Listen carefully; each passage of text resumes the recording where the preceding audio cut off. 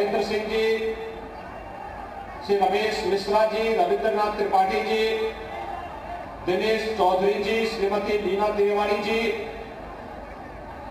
जिलाध्यक्ष मछली शहर श्री रामविलास पाल जी, जिलाध्यक्ष जौनपुर श्री पुष्पराज सिंह जी और आज के इस कार्यक्रम में उपस्थित सभी माननीय जनप्रतिनिधिगण, भारतीय राष्ट्रीय राजमार्ग प्राधिकरण और प्रदेश शासन से जुड़े हुए सभी अधिकारीगण और उपस्थित भाइयों बहनों, एक साथ लगभग 2000 करोड़ रुपए की परियोजनाओं का लोकार्पण और शिलान्यास मछली शहर में जौनपुर वासियों के लिए और पूर्वी उत्तर प्रदेश वासियों के लिए अभी यहां पर भारत सरकार के लोकप्रिय और यशस्वी सड़क परिवहन और राजमार्ग मंत्री माननीय श्री नितिन गडकरी जी ने किया है। मैं जौनपुर की धरती पर उत्तर प्रदेश के नागरिकों की ओर से उनका हृदय से स्वागत करता हूं, अभिनंदन करता हूं।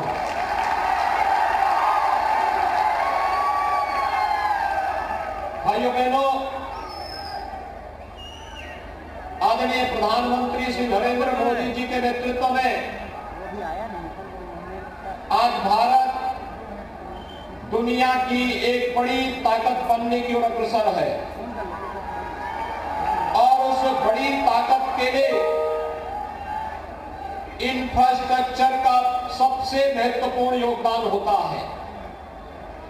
भारत के इस इंफ्रास्ट्रक्चर के लिए अच्छी सड़कें हो, हाईवे का निर्माण, रेलवे का हो, वाटरवे हो, एयरपोर्ट हो,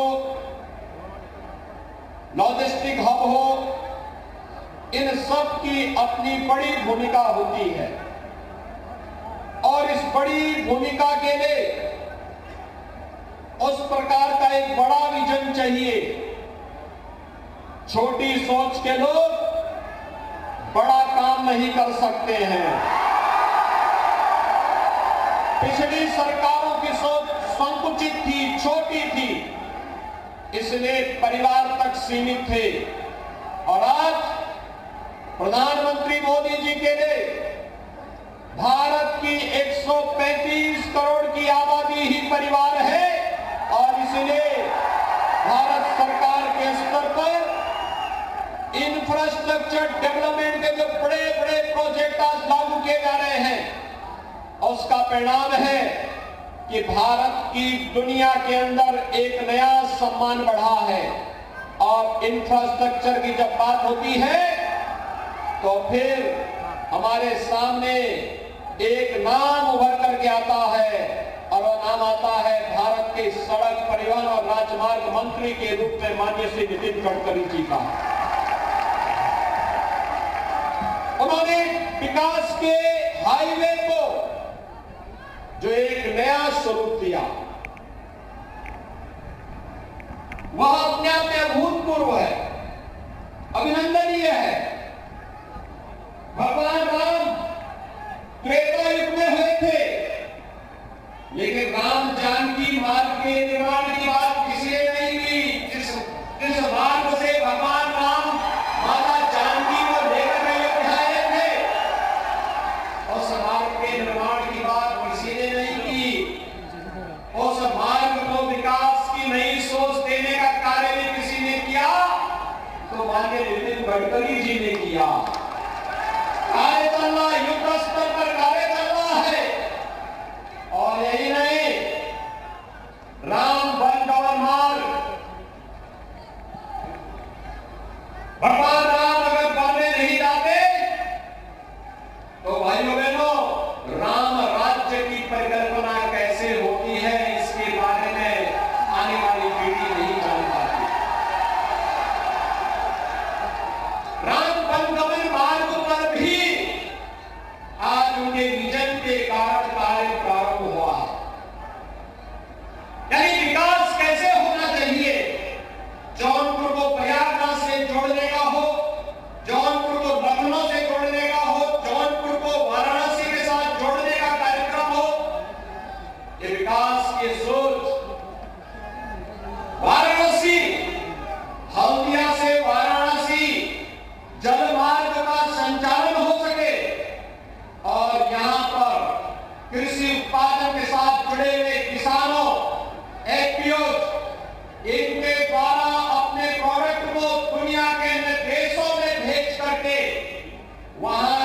माध्यम से उन्हें अच्छा काम मिल सके, इस कार्यक्रम को, इस विजन को, प्रधानमंत्री जी के इस विजन को भी प्रभावी ढंग से देश का पहला वाटरवे के निर्माण के कार्य को भी माननीय गडकरी जी के नेतृत्व में यहां पर पूरा करते हुए वाराणसी में, हल्दिया से वाराणसी के बीच देश का नंबर 1 का वाटरवे भी बनकर के तैयार हो गया।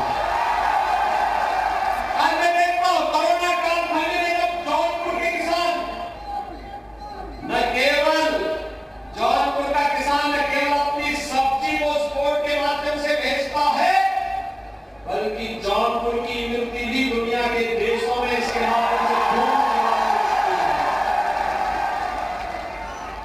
भाइयों बहनों, विकास के इसीलिए मैंने कहा, विकास समूची सोच से नहीं होता है, विकास के लिए विराट सोच चाहिए।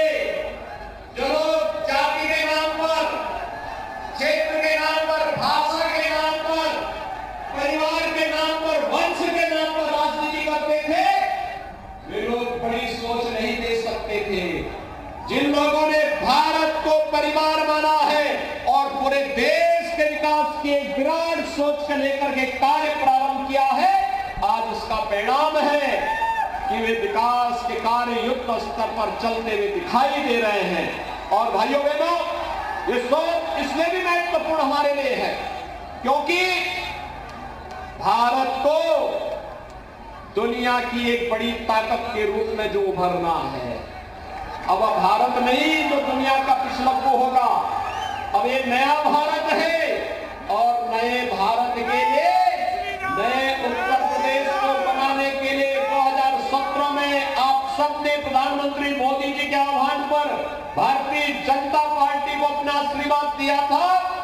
आज हम सब एक बार फिर आपके बीच आए हैं आपसे कहने के लिए, ये हमारे जितने भी माननीय सांसदगण मंच पर बोले, श्री बीपी सरोज, श्रीमती सीमा द्विवेदी जी, समस्या को समस्या नहीं बने रहने देना चाहते। हमने समस्या के समाधान का संकल्प लिया है और इसी बात के संकल्प के साथ हम लोग सार्वजनिक जीवन में आए हैं। समस्या का जो समाधान करे वही सरकार है और जो समस्या पैदा करे वही वंशवादी राजनीति करने वाले राजनेता हैं। परिवारवाद और वंशवाद के आधार पर जिन लोगों ने प्रदेश के नौजवानों के जीवन के साथ खिलवाड़ किया, किसानों को बदहाल किया, गरीबों के रोजी रोटी पर डकैती डालने का कार्य किया, जाति के नाम पर आपस में लड़ाने का कार्य किया, पेशेवर माफिया और अपराधियों को सत्ता का सरपरस्त बना करके व्यापारियों की संपत्ति पर कब्जा करने और उद्यमियों को उजाड़ने का कार्य किया, वे लोग विकास नहीं करा सकते थे, नहीं करा सकते थे। भाइयों बहनों, विकास की उनकी सोच ही नहीं थी, कैसे कराते? जब भी कोई नौकरी निकलती थी तो खानदान निकल पड़ता था वसूली में, पूरा खानदान निकल पड़ता था वसूली में। आज तो हम लोग लगभग 5 वर्ष में 5 लाख नौजवानों को प्रदेश के अंदर सरकारी नौकरी देने की स्थिति में है और 5 लाख लोगों को सरकारी नौकरी दी गई। कोई नहीं कह सकता किसी नौकरी पे किसी ने पैसा मांगा हो, कोई सिफारिश भी नहीं कोई कर सकता। ईमानदारी के साथ प्रदेश के नौजवानों को उनका हक देने का कार्य जो संकल्प था, उस संकल्प को आगे बढ़ाने का कार्य किया गया। भाइयों बहनों, कोरोना के दौरान आप सबने देखा होगा, आप सबने देखा होगा ये कोरोना महामारी पिछले 20-22 महीनों से पूरी दुनिया को पस्त की हुई है, लेकिन भारत के अंदर प्रधानमंत्री मोदी जी के नेतृत्व में कोरोना प्रबंधन का जो अभूतपूर्व कार्य हुआ और दुनिया के सामने एक नजीर है। और बिना रुके, बिना डिगे, बिना झुके, क्या गांव हो, क्या गरीब हो, क्या किसान हो, क्या नौजवान हो, क्या महिलाएं हो, समाज के प्रत्येक तबके के लिए इस प्रकार की योजनाओं को लागू करना, उसे लागू करना चाहे वह फ्री में टेस्ट हो, फ्री में उपचार और फ्री में वैक्सीन के साथ साथ अब फ्री में अन्न योजना का लाभ भी। डबल डोज की सरकार है तो अन्न का डबल डोज भी मिलेगा। कितने लोगों ने वैक्सीन लगाया है यहां पे? इसका मतलब जो लोग वैक्सीन का विरोध कर रहे थे, आप सबने संकल्प ले लिया कि उनको पूरी तरह उनको ही विरोध कर देना है। कुछ लोग वैक्सीन का विरोध कर रहे थे ना, क्या वे ठीक कर रहे थे? वे जीवन के साथ खिलवाड़ कर रहे थे, देश की लड़ाई को कमजोर कर रहे थे, गरीब को बचाने की मुहिम का विरोध कर रहे थे। अन्न योजना का लाभ जिन गरीबों को इस समय मिल रहा है, 2017 के पहले यही अन्न माफियाओं के पास चला जाता था।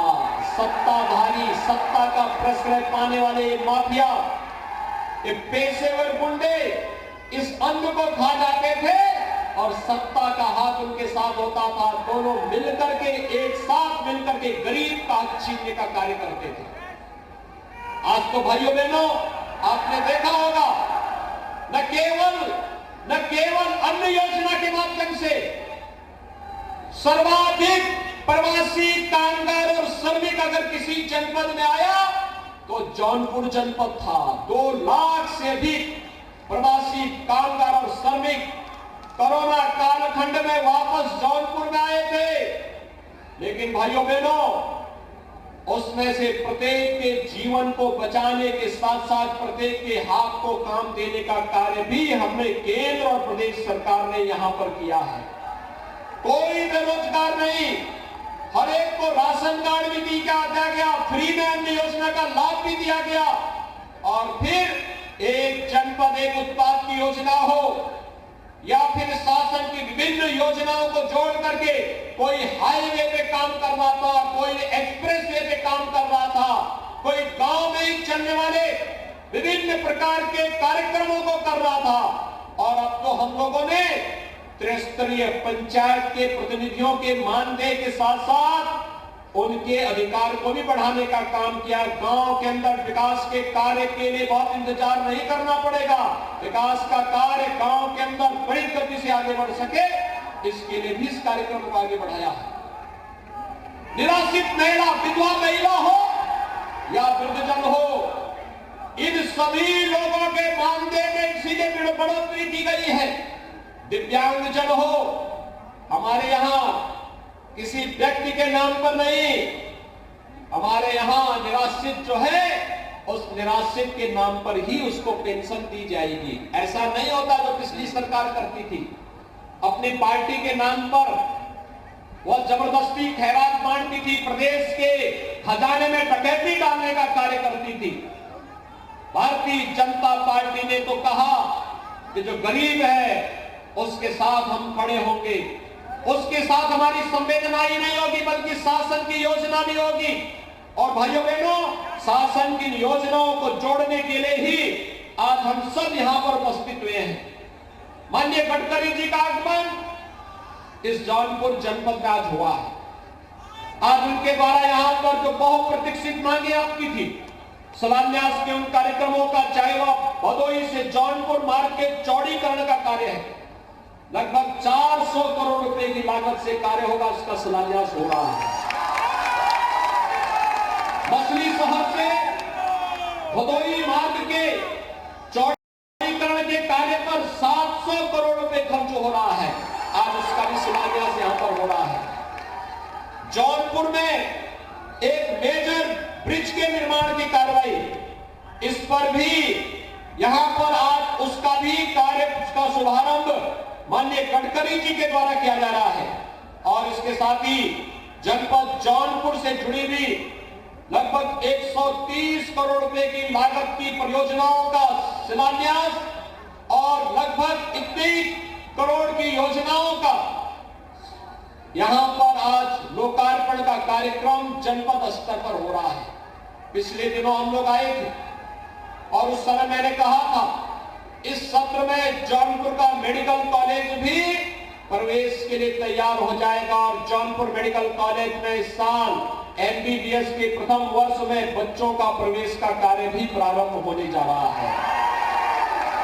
भाइयों बहनों, भाजपा समाधान लेकर के आती है और उस समाधान के साथ आपको जोड़ने के लिए जो कहा सो करके दिखाया। विकास हो, गरीब कल्याण हो या आस्था का सम्मान हो। आस्था का सम्मान 13 दिसंबर को अभी आपने देखा होगा, काशी विश्वनाथ धाम का लोकार्पण प्रधानमंत्री जी के हाथों से हुआ है। आपने कितने लोगों ने इस कार्यक्रम को देखा था? कितना भव्य कार्यक्रम था। और प्रधानमंत्री जी जब आए तो पहले गंगा जी में डुबकी लगा करके मां गंगा के प्रति अपनी आस्था को व्यक्त किया। फिर बाबा विश्वनाथ जी का अभिषेक किया और फिर शिव जी की पूजा के बाद श्रमिकों का सम्मान किया। आपने देखा पहले कभी श्रमिकों का सम्मान होते हुए कभी देखा था? पिछली सरकारें करती थी क्योंकि उनको फुर्सत नहीं थी, गरीब की चिंता नहीं थी। पिछली सरकारें श्रमिक का मानदेय और उसका स्वयं के पारिश्रमिक पर ही डकैती डाल देती थी।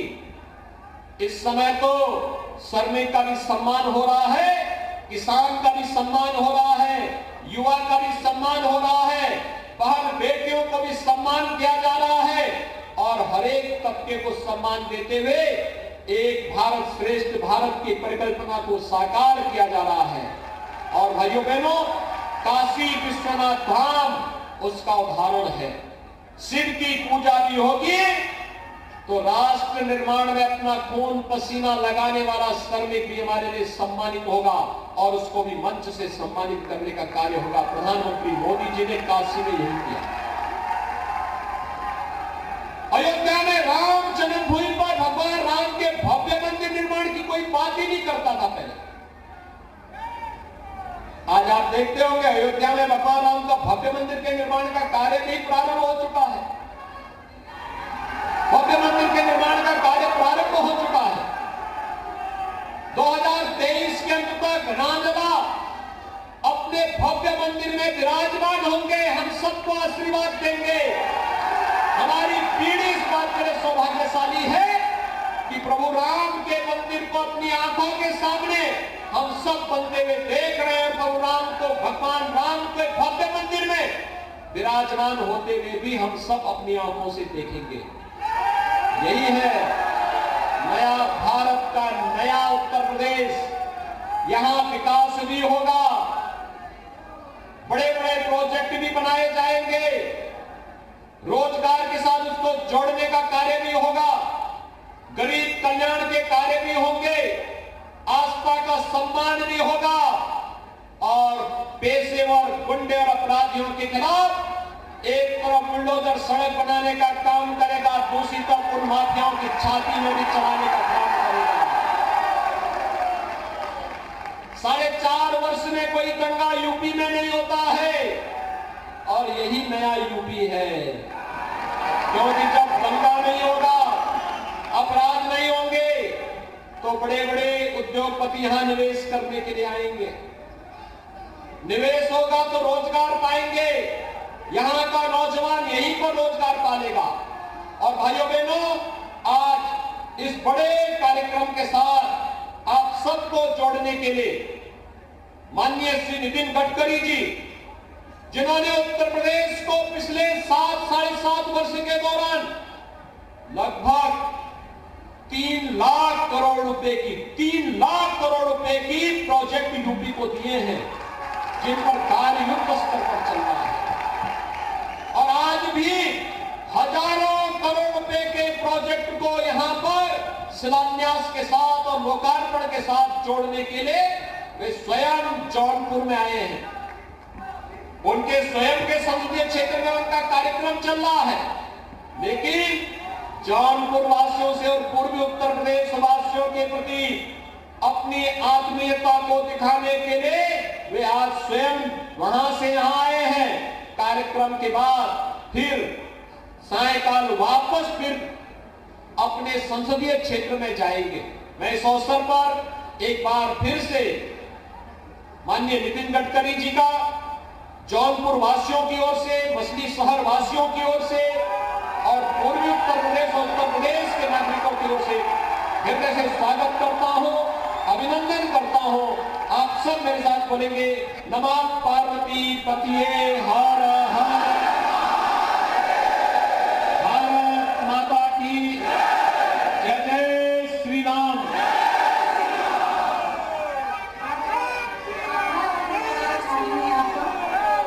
आज माननीय सड़क परिवहन एवं राजमार्ग मंत्री श्री नितिन गडकरी एवं उत्तर प्रदेश के यशस्वी माननीय मुख्यमंत्री श्री योगी आदित्यनाथ जी के शुभ कदमों से 3 नए राष्ट्रीय राजमार्गों का शिलान्यास किया गया है, जिस पर आधारित एक लघु फिल्म है।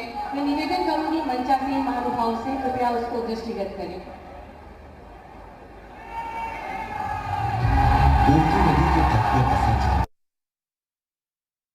तो ये तस्वीरें इस वक्त हम आपको दिखा रहे हैं सीधे जौनपुर से लाइव तस्वीरें इस वक्त आप देख रहे हैं। सीएम योगी का अभी आपने संबोधन भी सुना।